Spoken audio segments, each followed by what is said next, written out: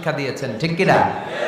এক সাহাবী সালাত পড়ছিলেন, সালাত পড়ে আল্লাহর হাবিব সাল্লাল্লাহু আলাইহি ওয়াসাল্লামের কাছে আসলেন। আল্লাহ রাসূল বললেন, সাল্লি ফা ইন্নাকা লাম তুসাল্লি, রিপিট ইউর সালাহ because you didn't offer your সালাহ ইন এ কারেক্ট ওয়ে। আবার নামাজ পড়া হয় নাই। সাহাবী যে আবার পড়লেন, আবার আসলেন, আল্লাহর হাবিব বললেন আবার পড়ো, হয় নাই।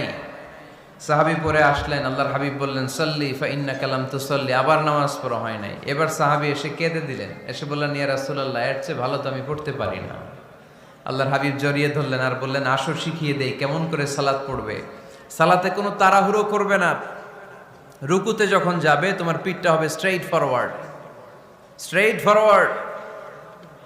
রুকু থেকে সোজা হয়ে দাঁড়াবে, দুই সেজদার মাঝখানে সোজা হয়ে বসবে। সেজদায় যখন যাবে রিল্যাক্স করবে।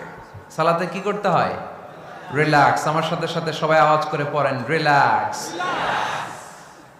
সালাতে রিল্যাক্স করবেন, আপনি তাড়াহুড়ো করতে পারবেন না।